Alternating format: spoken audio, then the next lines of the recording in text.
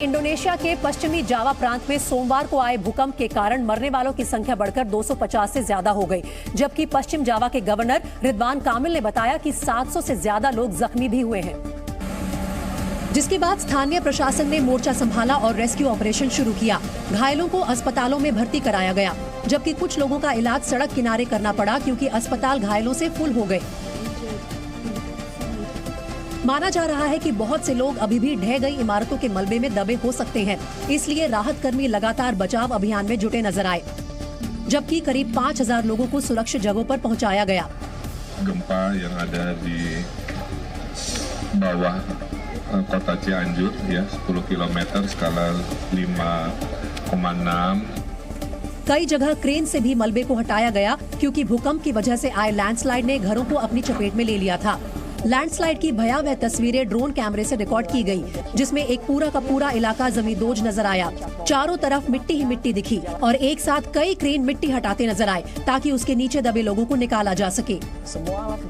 अधिकारियों का कहना है कि जिस इलाके में भूकंप आया वो भूस्खलन प्रभावित क्षेत्र है और मकानों की गुणवत्ता खराब है, जिसकी वजह से कमजोर बुनियाद वाले ये मकान भूकंप के झटके को सह नहीं पाए और ताश के पत्तों की तरह बिखर गए।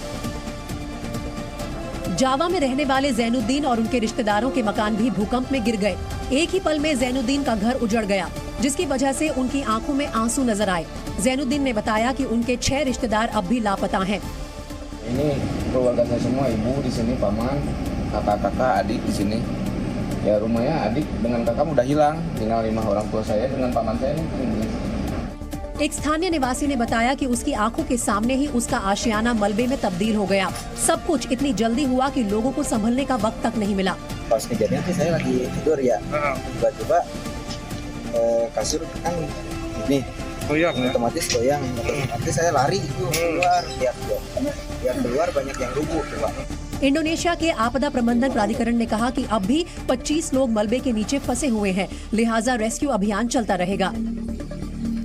वहीं सियाजुर के स्थानीय प्रशासन के प्रमुख ने बताया कि अधिकांश मौतें एक अस्पताल में हुई जहां मरीज भर्ती थे, लेकिन जैसे ही भूकंप आया अस्पताल में मौजूद स्टाफ अपनी जान बचाने के लिए बाहर भागा और जब भूकंप के झटके थमे तो अस्पताल खंडर में तब्दील नजर आया, जिसका एक वीडियो भी सोशल मीडिया पर वायरल हो गया। इसमें भूकंप के तेज झटके महसूस होने के बाद अस्पताल का स्टाफ चीखते चिल्लाते हुए बाहर भागता नजर आया। इस दौरान मरीजों के कुछ तीमारदार भी बाहर भागते दिखे, जबकि अस्पताल की छत का हिस्सा भी गिरा हुआ नजर आया। भूकंप के झटके थमने के बाद अस्पताल का एक हिस्सा तबाह हो गया और लोग अपनों को तलाशते नजर आए। वहीं शहर के सयांग अस्पताल में भूकंप के बाद बिजली नहीं थी, जिससे डॉक्टर पीड़ितों का तुरंत इलाज करने में असमर्थ हो गए, जिनमें कुछ मरीजों ने इलाज के अभाव में दम तोड़ दिया। 5.6 तीव्रता के भूकंप के बाद इंडोनेशिया में चारों तरफ तबाही का मंजर दिखा। गाड़ियां कबाड़ में तब्दील हो गई, जबकि आशियानों का नामो निशान मिट गया। यहाँ प्रधानमंत्री नरेंद्र मोदी आज रोजगार मेला के तहत सैकड़ों युवाओं से वीडियो कॉन्फ्रेंसिंग के जरिए जुड़े। इस दौरान उन्होंने 71,000 युवाओं को केंद्र सरकार के अलग अलग विभागों में नौकरी के लिए अपॉइंटमेंट लेटर्स बांटे। इसके लिए गुजरात और हिमाचल प्रदेश को छोड़कर देश के 45 शहरों में नियुक्ति पत्रों की हार्ड कॉपी बांटी गई। इस दौरान पीएम मोदी ने कहा कि एनडीए शासित राज्यों में सिर्फ पिछले 1 महीने के भीतर हजारों युवाओं को नियुक्ति पत्र सौंपे गए।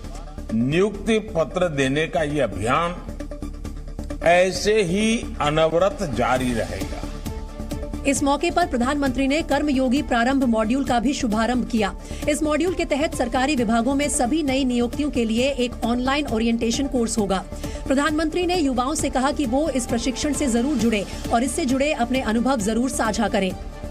स्टार्टअप से लेकर स्वरोजगार तक, स्पेस से लेकर ड्रोन तक, आज भारत में युवाओं के लिए चौतरफा नए अवसरों का निर्माण हो रहा है। इससे पहले 22 अक्टूबर को रोजगार मेले का आयोजन किया गया था और 75,000 लोगों को अपॉइंटमेंट लेटर दिए गए थे।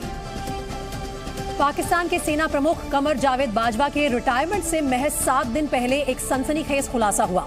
पाकिस्तान मीडिया ने दावा किया कि बाजवा 6 साल में अरबपति बन गए और उनकी पत्नी आयशा अमजद समेत उनकी बहू की आमदनी करोड़ों में हो गई। पाकिस्तानी पत्रकार अहमद नूरानी ने फैक्ट फोकस के लिए लिखी अपनी रिपोर्ट में ये बात कही और बताया कि पिछले 6 सालों में बाजवा के रिश्तेदारों और करीबियों ने कराची, लाहौर समेत पाकिस्तान के बड़े शहरों में फार्म हाउस बनाए, इंटरनेशनल बिजनेस और कमर्शियल प्लाजा शुरू किए। इसके अलावा उन्होंने विदेशों में प्रॉपर्टी भी खरीदी। इन प्रॉपर्टीज की कीमत 127 करोड़ से भी ज्यादा है। टैक्स रिटर्न और फाइनेंशियल स्टेटमेंट का हवाला देते हुए नूरानी ने रिपोर्ट में ये भी कहा कि 2013 से 2017 तक आर्मी चीफ रहते हुए बाजवा की इनकम स्टेटमेंट्स में 3 बार बदलाव हुए, जबकि बाजवा के मुताबिक उन्होंने लाहौर में एक प्रॉपर्टी 2013 के पहले खरीदी थी, लेकिन वो इसे स्टेटमेंट में डिक्लेयर करना भूल गए। लेकिन फैक्ट फोकस की रिपोर्ट की माने तो कमर जावेद बाजवा ने अवैध तरीके से कमाए पैसे से अपनी तिजोरी भरी। उन्होंने आर्मी चीफ बनने से पहले ही अपने परिवार को पाकिस्तान के सबसे रईस परिवारों में शामिल करा दिया, जिसके लिए जनरल बाजवा ने पूरी प्लानिंग की और 2013 से ही काली कमाई से जुटाए गए पैसों को ठिकाने लगाना शुरू कर दिया। फैक्ट फोकस की रिपोर्ट में खुलासा किया गया कि जनरल बाजवा के बेटे से निकाह से ठीक 9 दिन पहले ही 23 अक्टूबर 2018 को उनकी बहू महनूर साबिर के नाम पर गुजरावाला में 8 DHA प्लॉट बैक डेट में आवंटित किए गए थे। इसी तरह उन्हें कॉन्स्टिट्यूशन 1 ग्रैंड हयात अपार्टमेंट की मालकिन भी बना दिया गया। रिपोर्ट की माने तो महनूर साबिर के पास 34 करोड़ रुपए की कृषि भूमि, DHA लाहौर के फेज 7 सेक्टर C में 49 करोड़ के 7 कमर्शियल प्लॉट, करीब 7 करोड़ का ग्रैंड हयात इस्लामाबाद अपार्टमेंट और एक कंपनी में 15 लाख रुपए के 15,000 शेयर हैं। बाजवा की असलियत बाहर आने के बाद पाकिस्तान की सरकार भी सख्ते में है और इसे टैक्स गड़बड़झाले के तौर पर देखते हुए कार्रवाई की तैयारी कर रही है। अब दुनिया की आबादी 800 करोड़ के पार होने पर संयुक्त राष्ट्र ने एक बार फिर खाद्यान्न संकट और भुखमरी की आशंका जाहिर की है। संयुक्त राष्ट्र की एक संस्था वर्ल्ड फूड प्रोग्राम के मुताबिक एक तरफ जहां दुनिया की आबादी 8 अरब का आंकड़ा पार कर चुकी है, तो वहीं दूसरी तरफ रोजाना करीब 83 करोड़ लोग खाली पेट सोने को मजबूर हैं। यही नहीं, वर्ष 2019 में जहां करीब 13.5 करोड़ लोग गंभीर खाद्यान्न संकट का सामना कर रहे थे, यानी भूखमरी जैसे हालात का सामना कर रहे थे, और 3 साल के भीतर ये आंकड़ा अब बढ़कर करीब 34.5 करोड़ तक पहुंच गया है।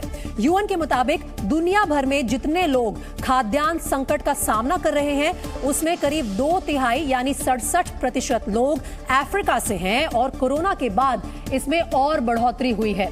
हालांकि यूएन के ही आंकड़े बताते हैं कि पूरी दुनिया में हर साल करीब 400 करोड़ टन अनाज और सब्जियां पैदा होती हैं। ये मात्रा इतनी है कि इससे दुनिया के हर इंसान का पेट आसानी से भरा जा सकता है, लेकिन कुल खाद्यान्न का करीब 1/3 हिस्सा यानी 130 करोड़ टन खाना हर साल बर्बाद हो जाता है।